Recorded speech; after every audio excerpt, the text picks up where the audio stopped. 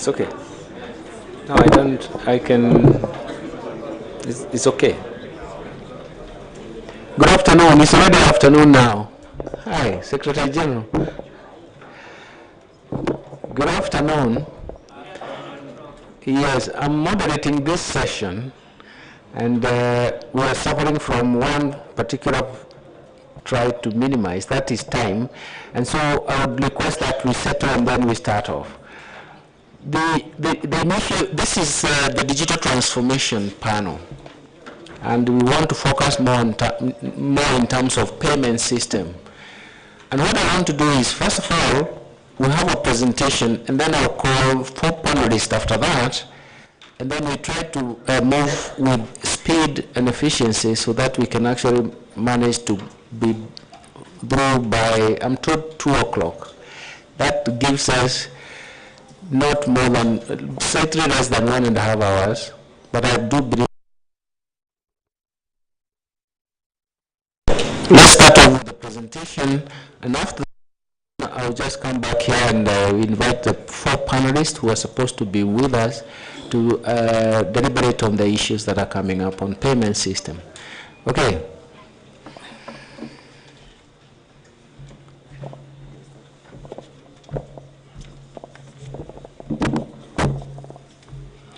Yeah, thank you so much, Prof. And I'm moderator for this session. I know it's going to be an interactive session, being that the whole world has gone digital, and we are going to talk about digital, so it might be an interactive session that people does being standing in between lunch and the presentation now.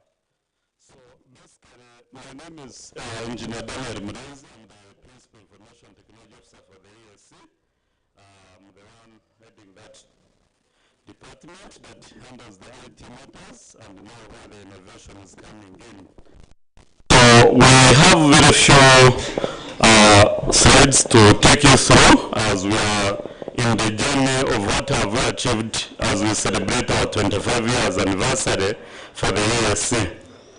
So the roles of the digital technology within the ESC in the last 25 years, as you heard even from the previous discussions by the Secretary General, there are many significant achievements we have achieved, but using the technology played a vital role in the digital trade, cross-border customs interoperability, the digital health, and now we have the security information sharing, what we call early warning, and I know there is a certain thematic group that is discussed.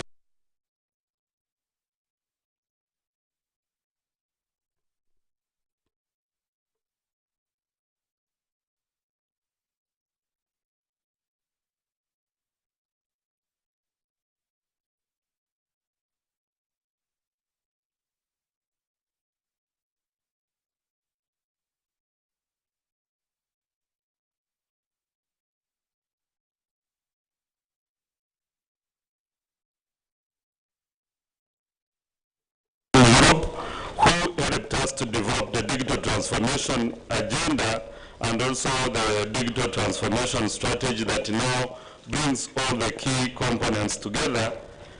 Here we are looking at to enhance the connectivity. You know, connectivity is a challenge, and you cannot do the digital without connectivity. There have been several barriers to the cross-border connectivity, whereby we find you have Airtel Tanzania, Airtel Uganda, Airtel Rwanda.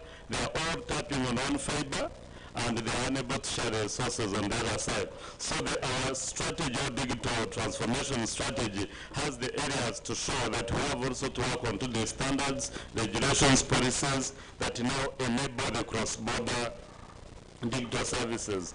But more importantly, we have a goal of transitioning the ERC into a developed and managed the digital environment that brings the all interoperable systems of the ICT and collaborate among all member states. We have achieved that under the customs. Today, we're happy to report that all revenue authority within our region, they are digitally integrated. There is no more paper moving from Bujumbura to Dar es Salaam or to Mombasa or from Kigali. Before we used to do the paperwork, but now the transformation that the EAC is in. But the journey that I want to take you through, how we are from where and where are we going. We used to have the national silos, national, and those have really impacted the digital. I know KCB is the best witness who are here, who will come in the next. The different regulations are impacting even the digital innovation within the banking sector. But where are we going and what have we done? Focused on now the regional harmonized policies. We had the manual standards for the trade and payments.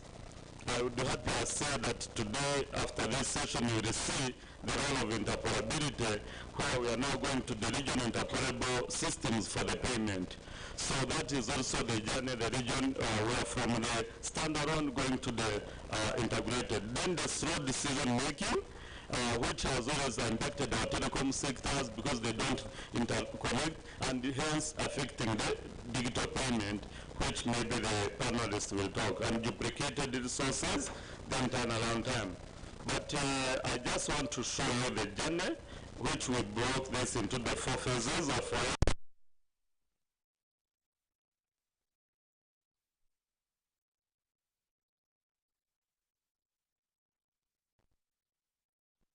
that's where the protocols on the ICT were developed.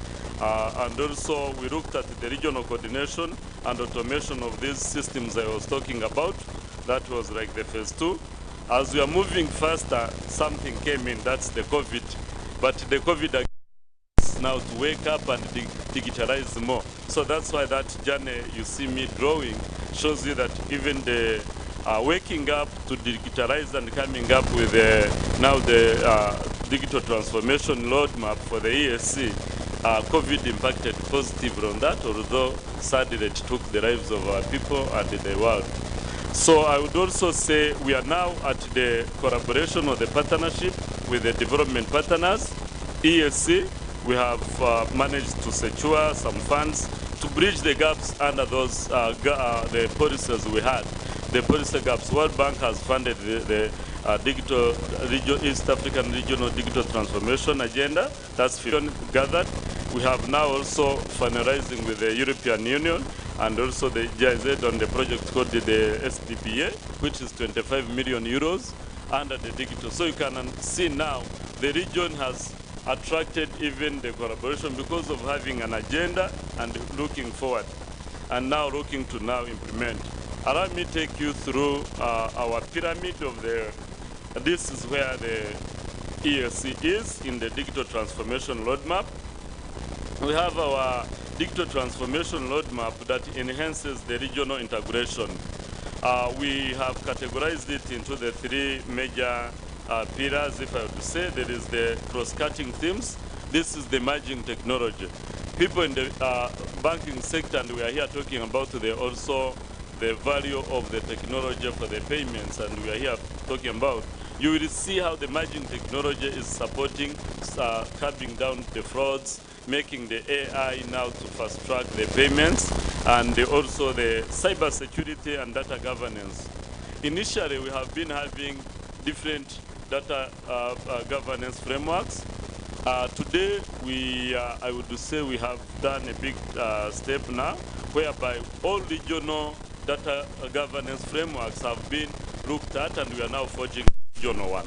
You would find that Tanzania has their national data protection law, Uganda theirs, Rwanda theirs, Kenya theirs, and this has really hampered our digital transformation.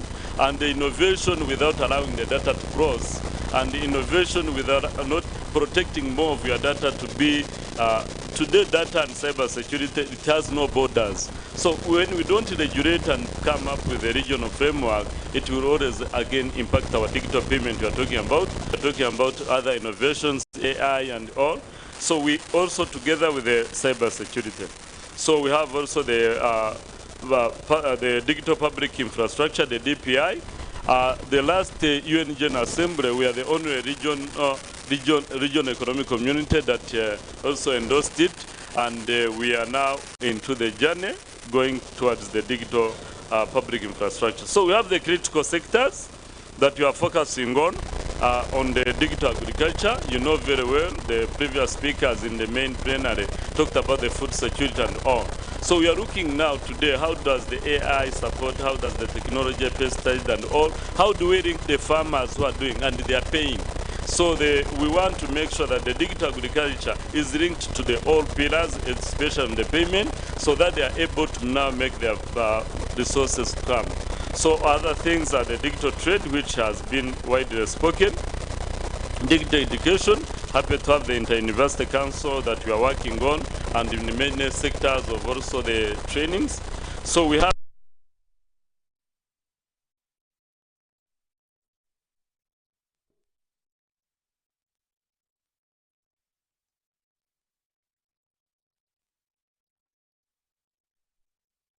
forget about now the digital skills. Digital skills are key, and I am sure that as we now deep dive into our discussion on the digital payment, we also put in our mind what kind of the citizens do we have to now deal with the digital payments. Everyone is touching money, but are they now knowing where are we heading? I think that is the question remaining for our moderator and the panelists.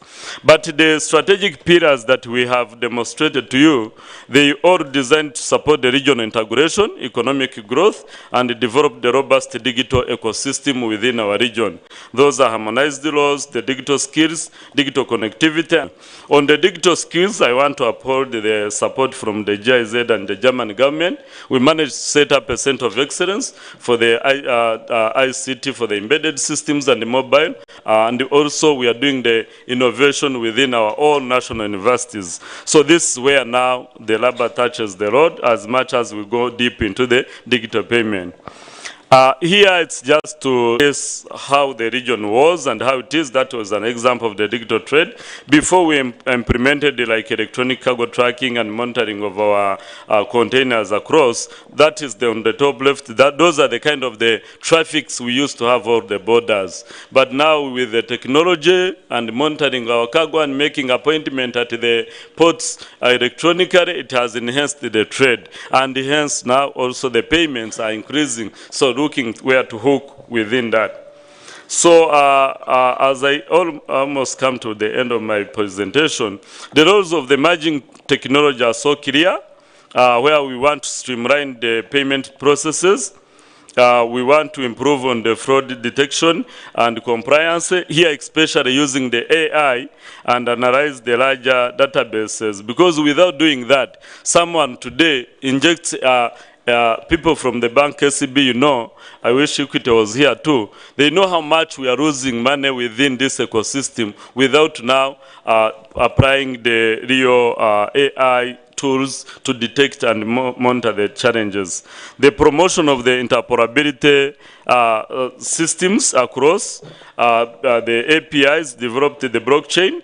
But more importantly is to look at how the interoperability of the wallets across the region, because we don't have many people now using the banks and all, but the e-wallets is the way the people want to tap in. So through that, how does our national switches, our MNOs and all support these wallets, and that's what comes into our emerging technology as the region that enhances the digital payment systems within the region.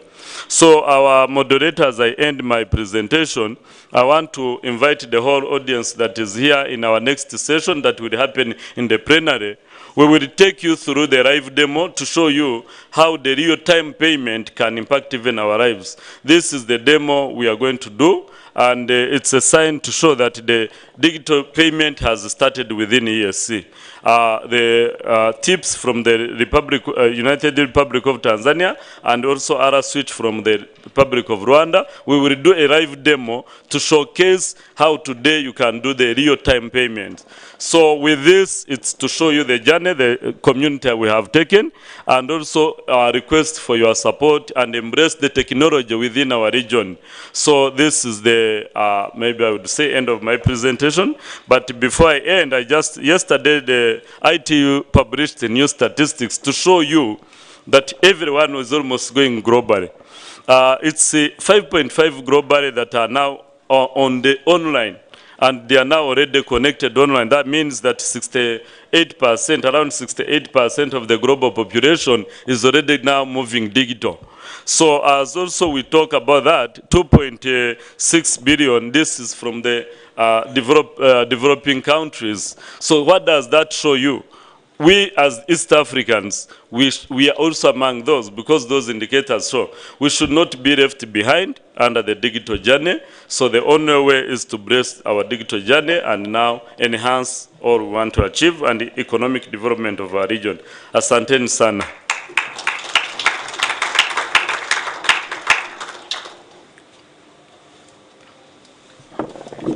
Thank you. Thank you, Engineer Mlenzi. I think for now, I think the next thing is actually to call the panelists so that we can start the discussion. Let me start by inviting Madam Ajara Mwirige, the Director of Digital Financial Services for Kenya Commercial Bank Group. And now we have Dr. William Mungonges, something like that. Mungonges. Why do you have so difficult names? And then we have, he's going to replace Erija, who was supposed to be coming in from DPPS from the ministry. Sorry. Oh, okay. Oh, sorry. I'm told there is a second presentation, but let's sit because I think we can see it from here, so that we get ready. Then Robert Ochola from, he's the CEO of African Nenda Foundation. And then we have the Deputy Governor, Central Bank of Somalia, who is replacing his governor. He's going to stand in for his governor. The second there is a second presentation that is coming up, but we can watch it from here as we prepare, as they prepare for the questions that I had asked them to try and push this discussion to the frontier. Please, let's have the presentation.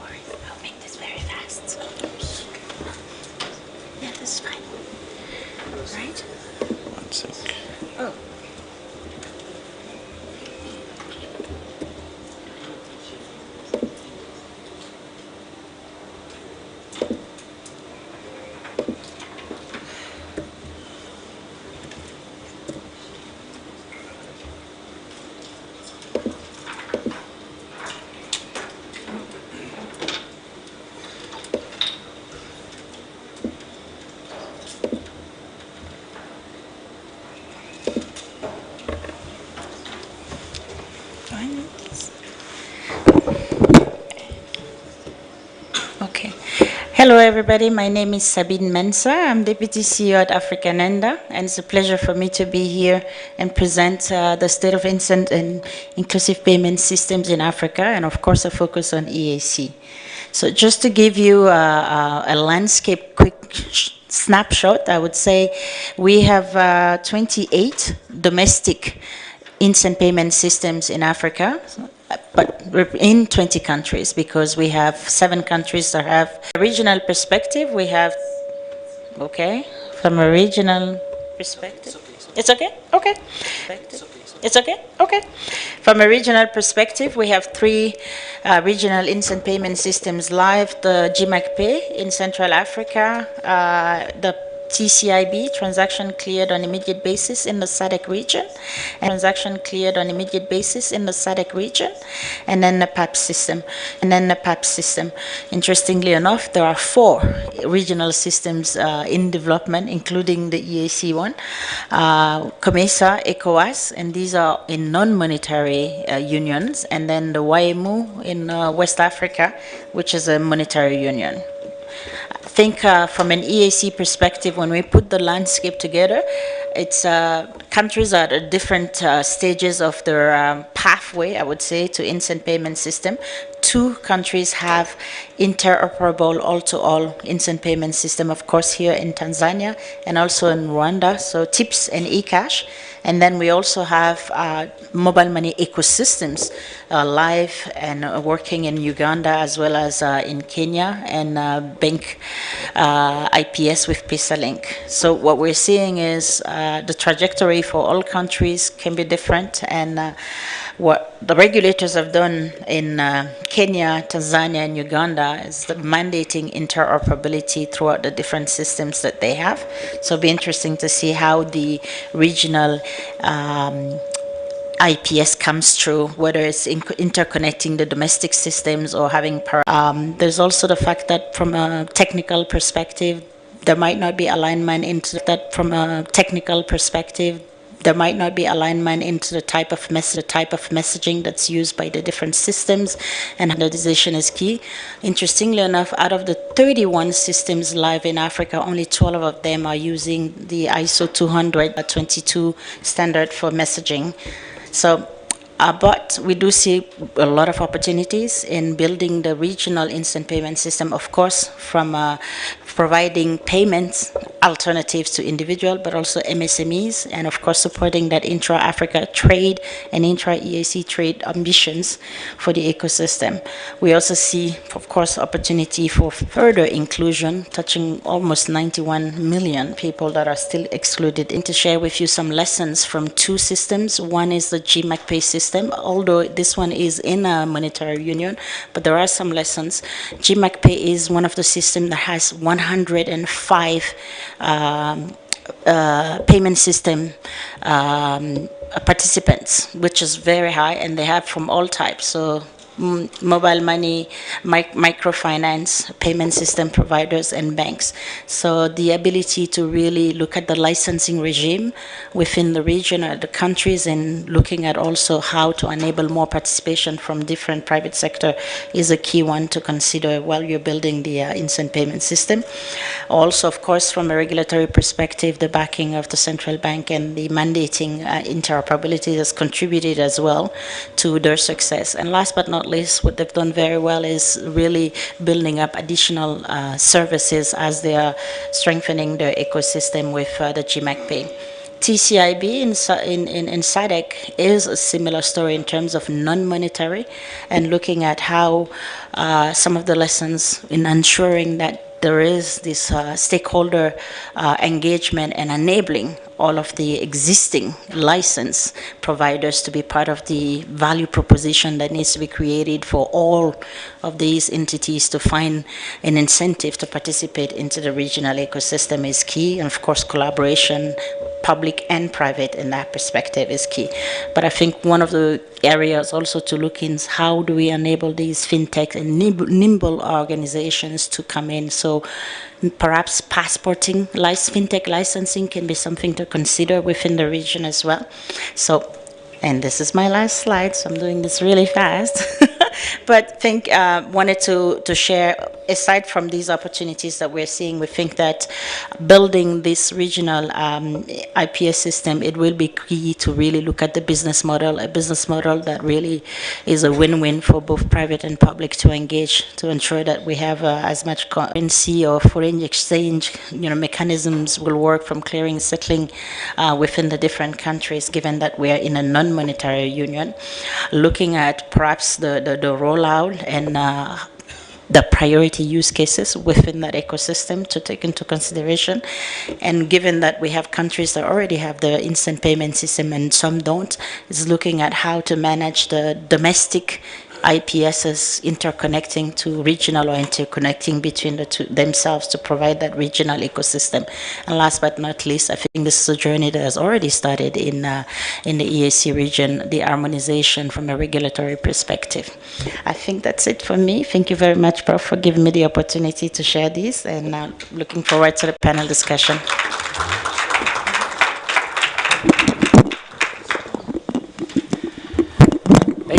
Thank you so much, but I I do think that discussions are going to be more informative given the kind of interventions and presentations that you have made, plus what the first presentation was. I think this discussion in terms of cross-border payments and even supporting trade and regional integration has been with us for a long time. And I do believe that some of us may have some answers or even some tell us about where the constraints are and what we need to do. The last time we met here in Arusha and discussing this topical issue with the East African Community Secretariat, the development partners, as well as other interested parties from the central banks, we actually argued that we need to start a focus on how to move the needle further than what we have done. We started the East African payment system, a lot of results to show. And I think most people who are in this room know about that and know what are the constraints. But I think it is time to say, how do we, but more importantly, they also have some of their own experiences, and they have some of their own experiences, and they have some answers that they believe they can work or can even lead us to where we are going. Let me start by saying this. The East African region has succeeded very well in terms of financial inclusion. But that financial inclusion was actually driven by the retail payment system, the success in retail payment system. But of course, two issues that have come through has been, and that is what has been mentioned, the interoperable pattern at the country level has become problematic. And the cross-border payment system has also become problematic. There are several reasons for this. But we also do need to show that actually there are some countries that interoperable, let's say retail payments and even interoperability is working across the regions. So it means that we are not going to reinvent the wheel. We can adopt working systems, but also we can actually resolve the constraints that we have in our own respective countries.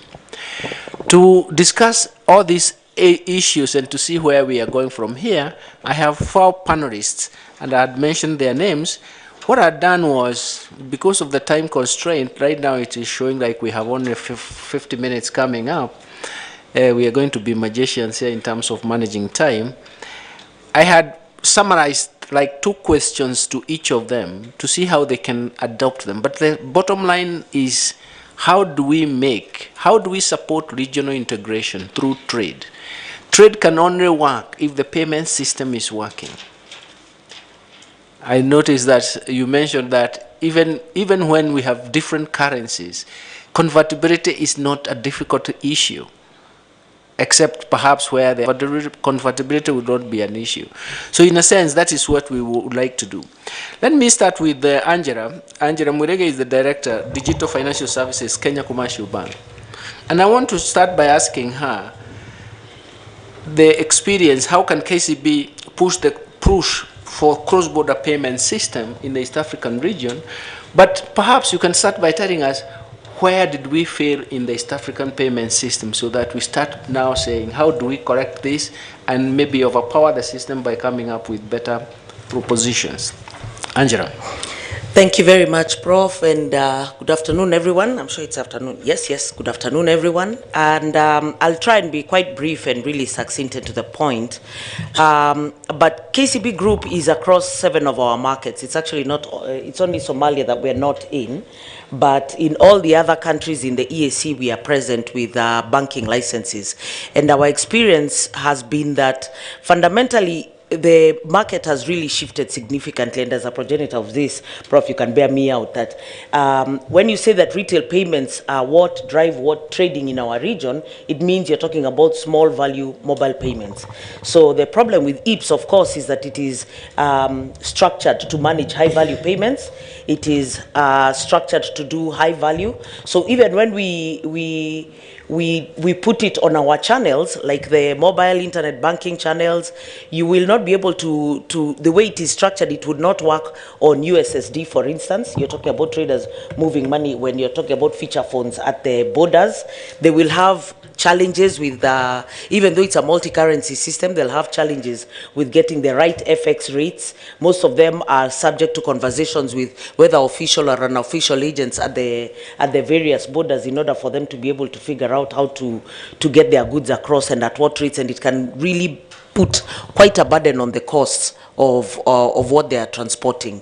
So when you think about it, and then of course the market has really moved, we now need proper digital identification across everywhere. When you're talking about DPIs, like engineer mentioned, you need to have then effective infrastructure, public infrastructure, digital IDs across all the markets so that I can be able to trace. If you think about it, how many people are doing trading with WhatsApp, with Instagram, with TikTok and the rest of them?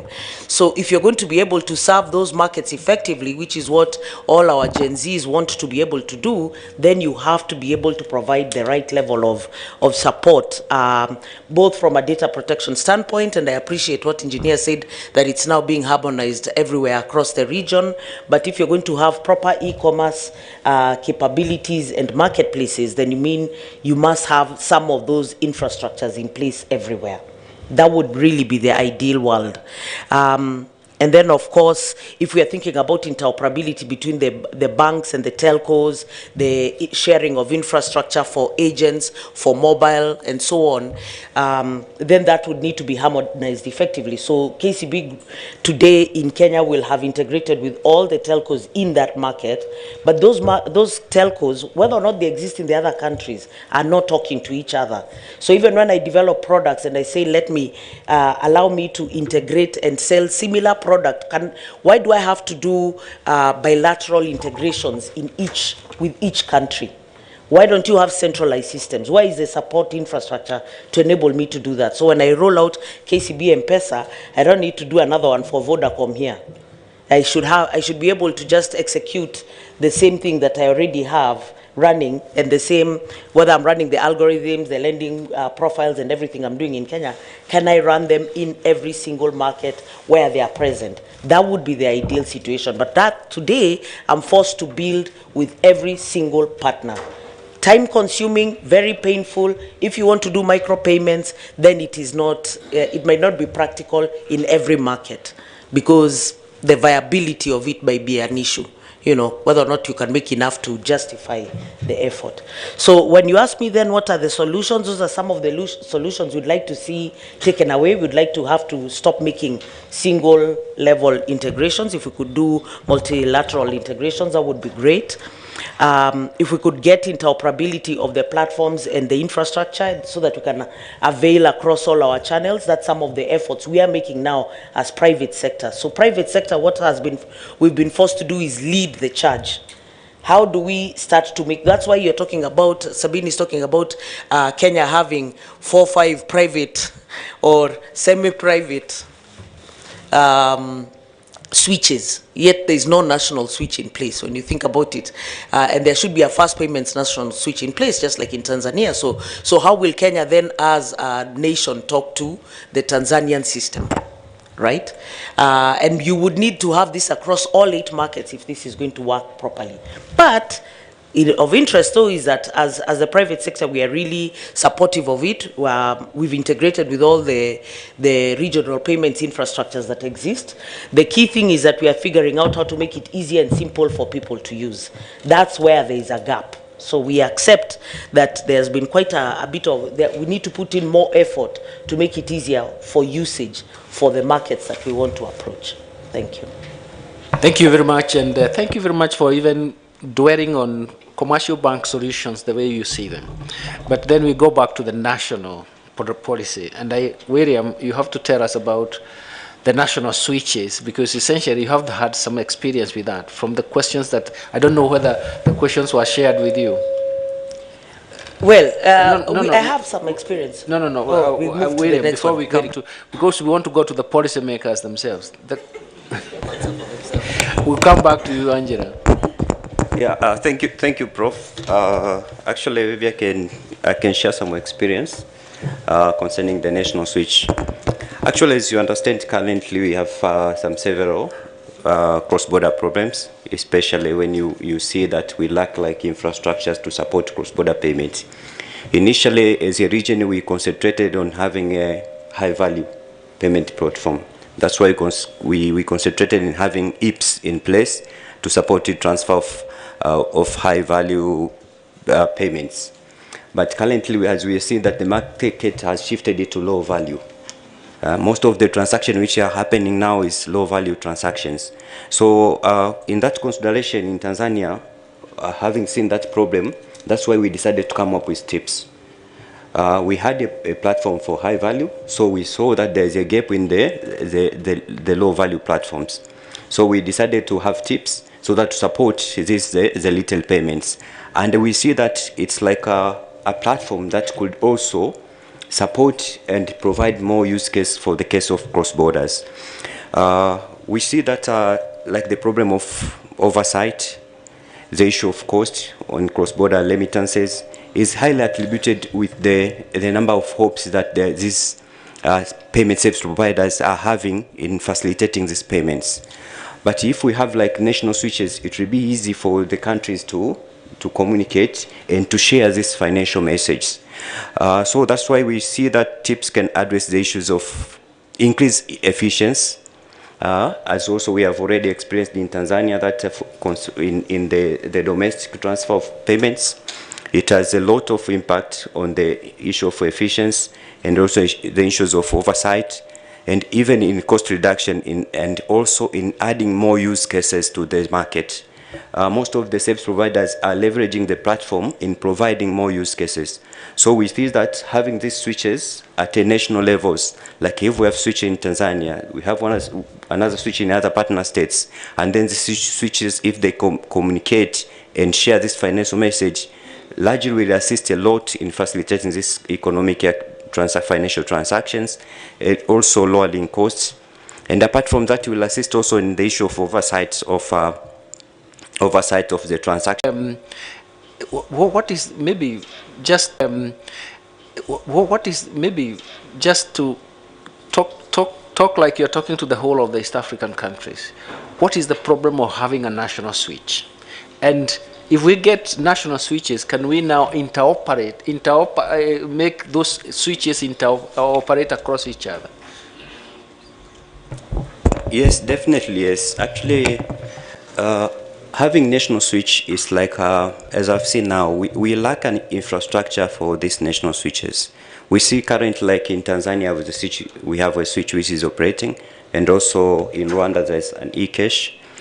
But it is good to have these switches in all the countries because the advantages which are coming from the switches are a lot, and to support these business transactions. So to me, what I think for the partner states, it's very important to have these initiatives.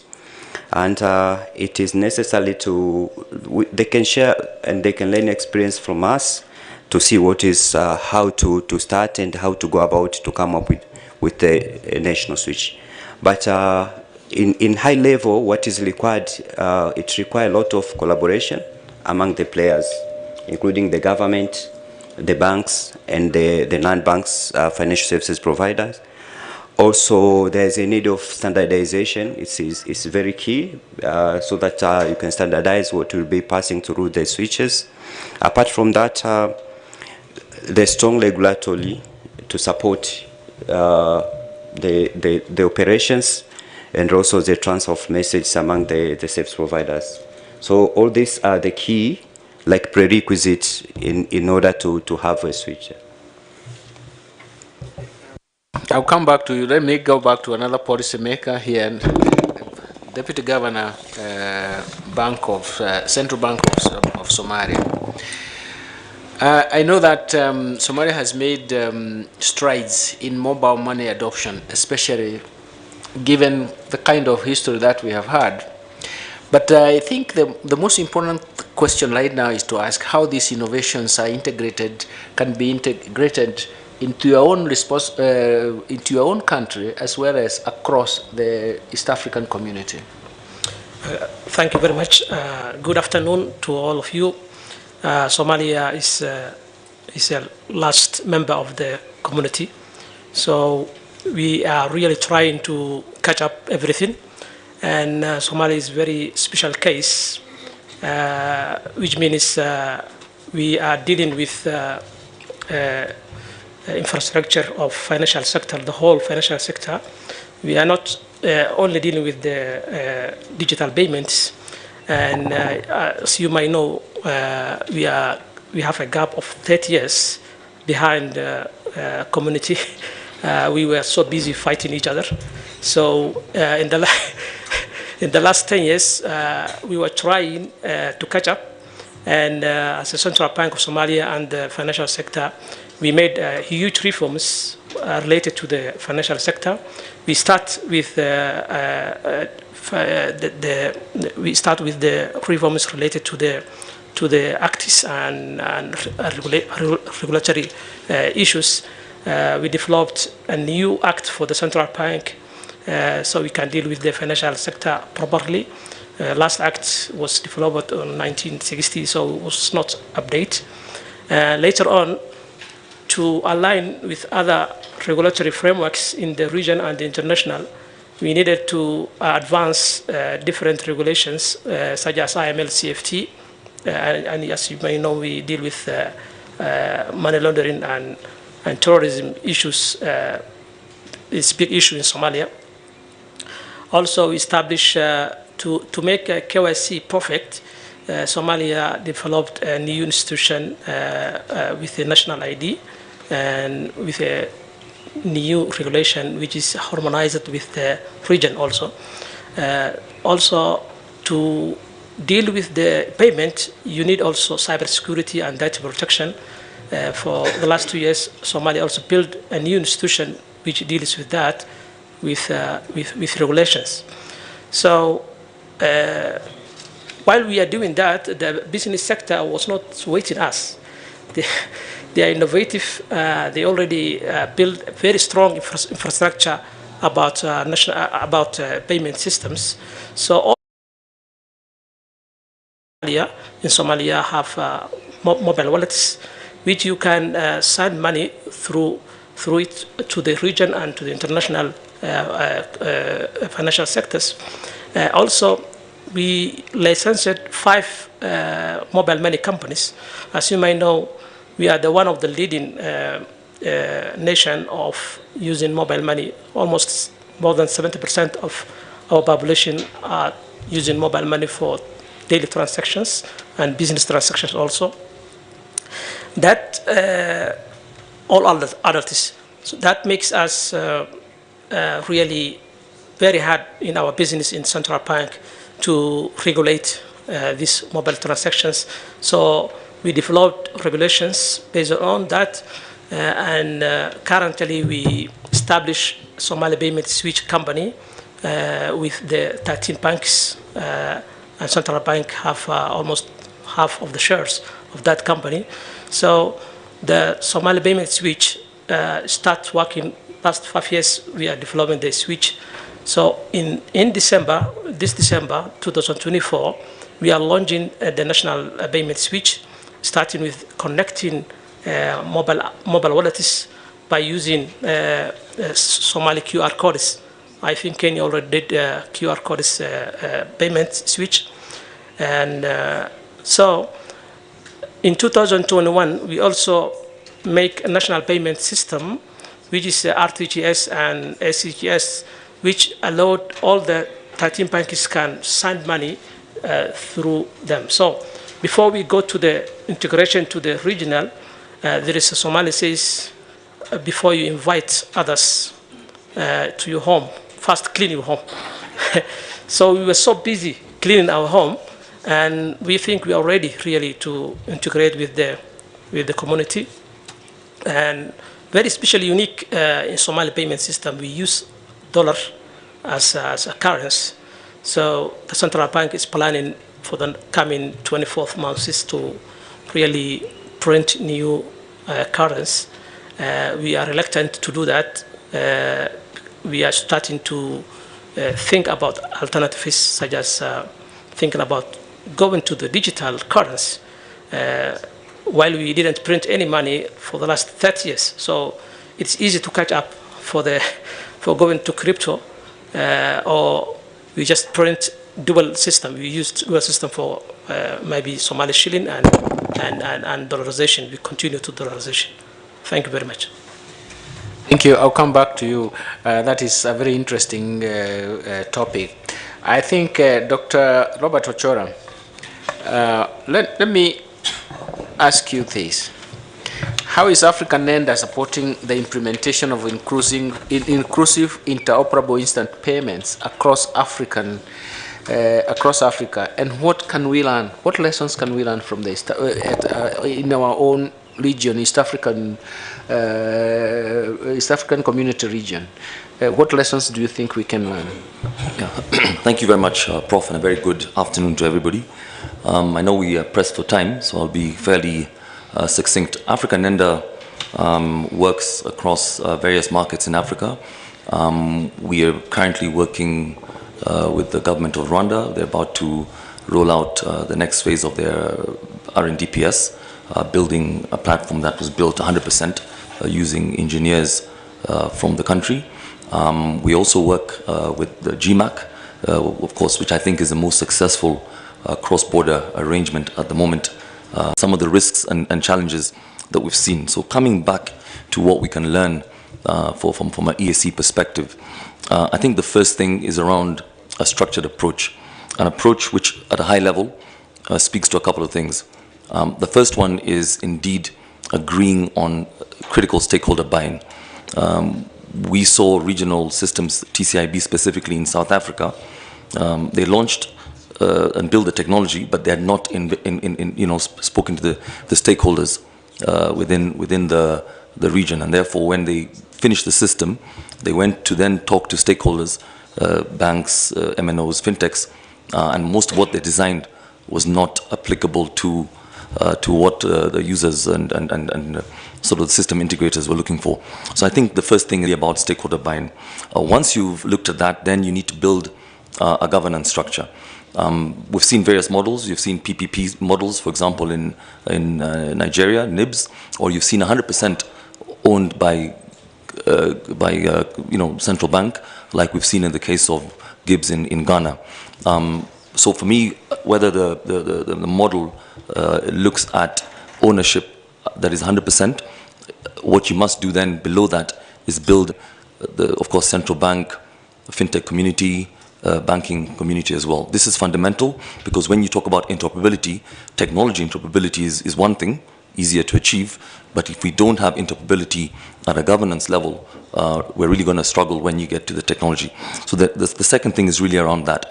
I think coupled with that is the issue, as mentioned, policy and regulatory harmonization.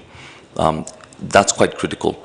And of course, out of that then comes what we call the scheme design.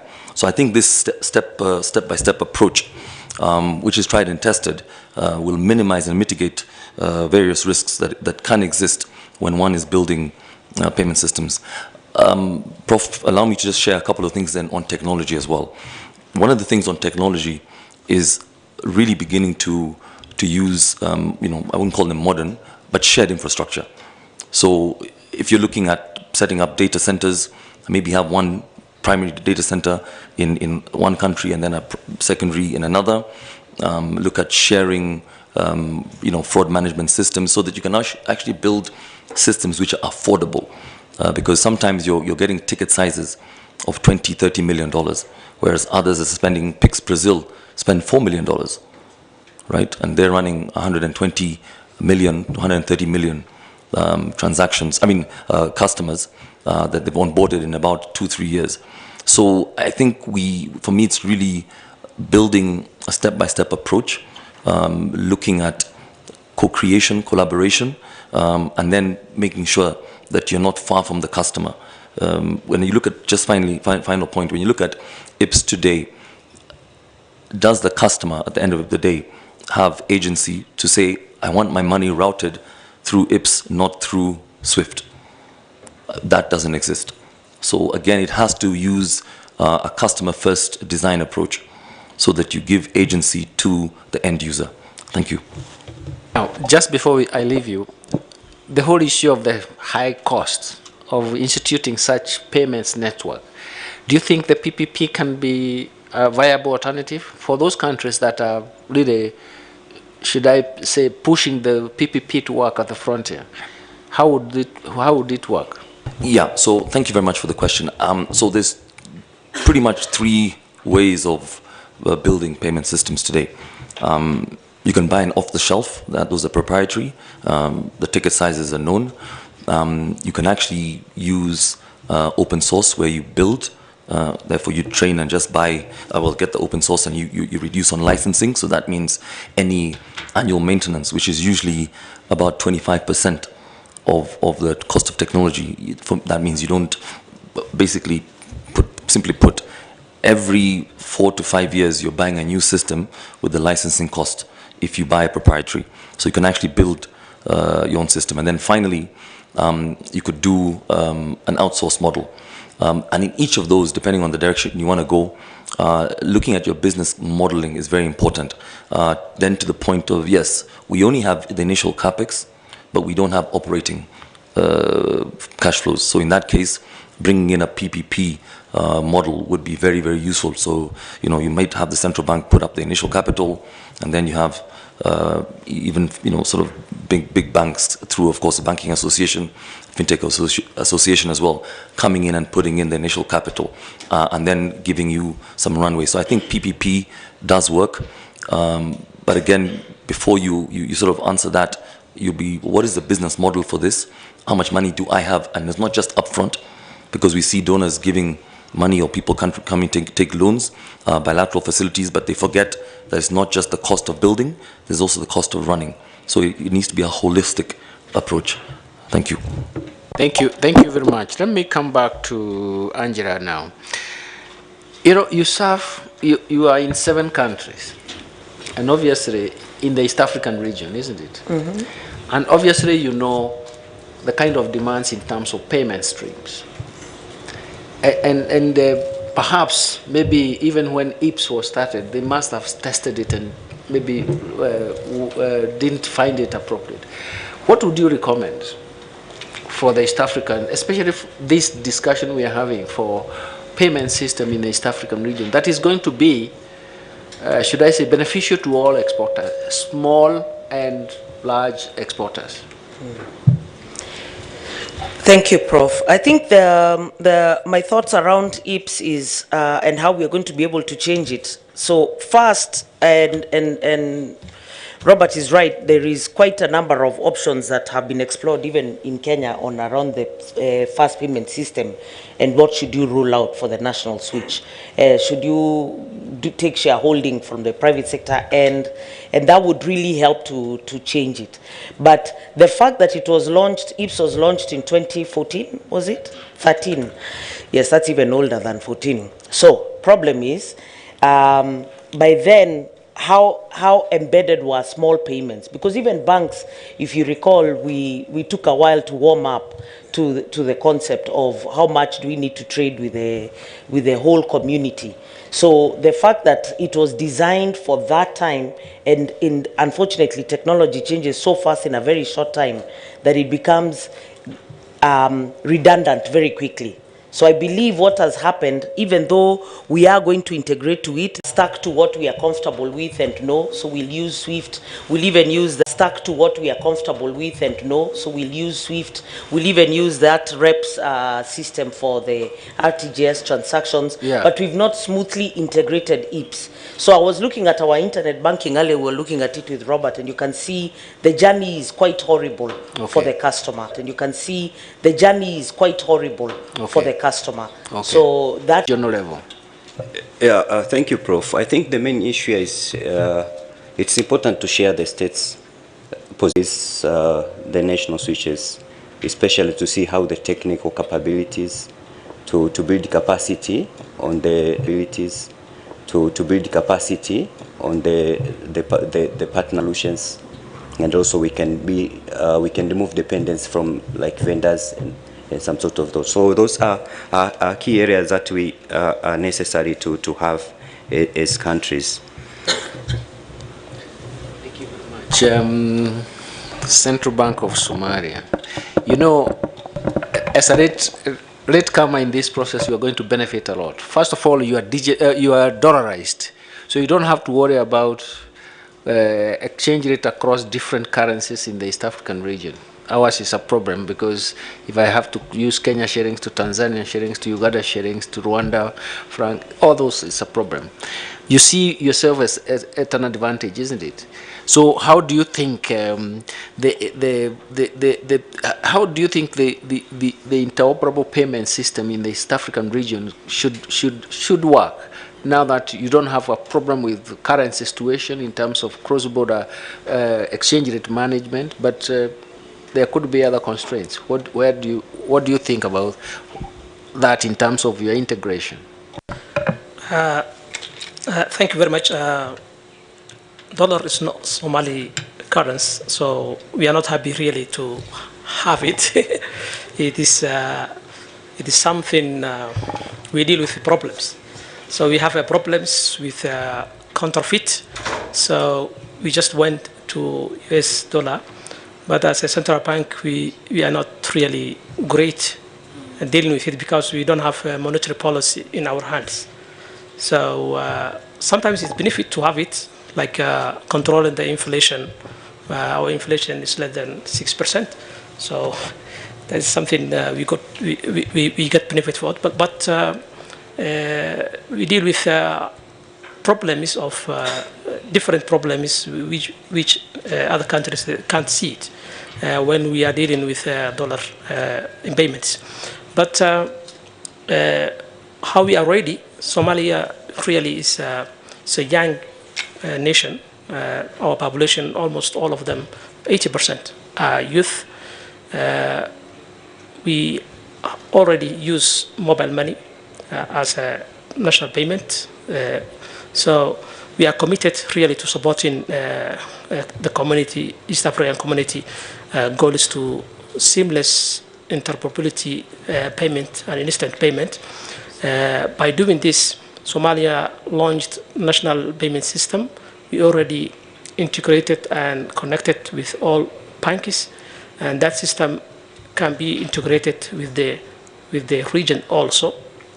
And our 13 banks, they're already really on board. They are happy to be part of the community and linked to other banks.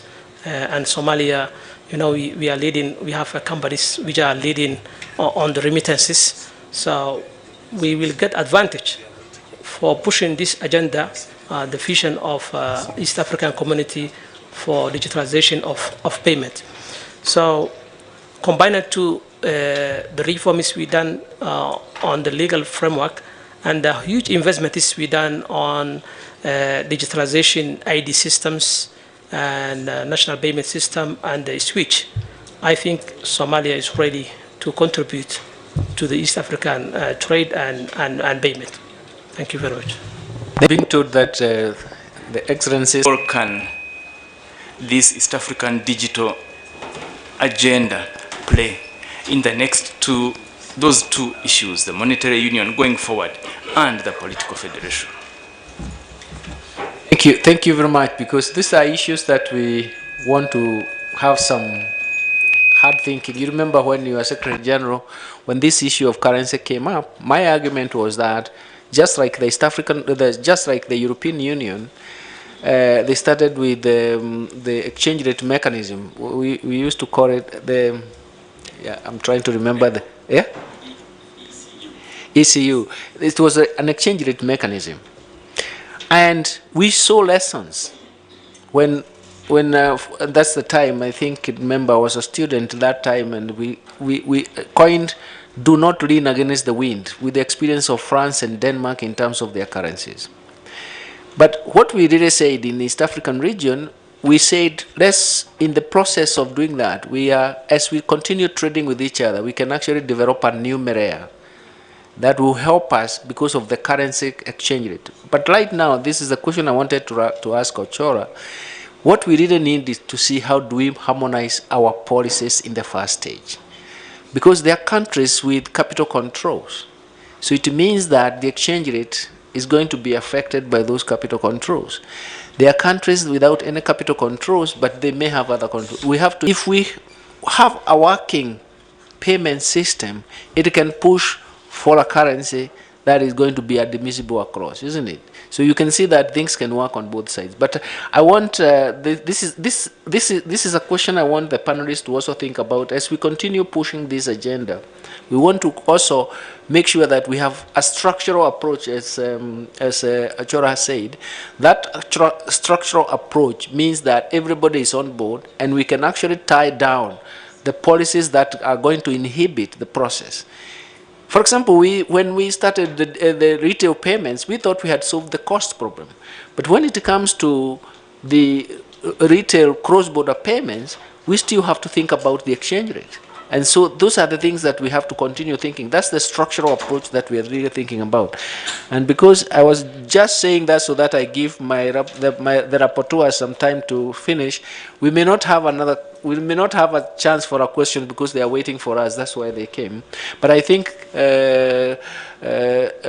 Honorable Secretary General, I think those questions are very, very important, and we have to continue thinking about it. And this is where do we push the frontier to? This is what we agreed the last time we met, was how do we move the needle? Because we have been there, we know the space, but we can move the space. And this is what we really want. So I thank you. I thank my panelists here and the discussions, and I'm sure you have some questions, but this is not the end of it, but because we are being called to go into the other larger meeting. But the most important thing is that that space must work, and all of us are actors. Thank you very much. We have to make sure that it works. Is that okay? Okay, thank you very much. I think there's always pressure for time. I don't know when we'll get to a place where there is no pressure for time.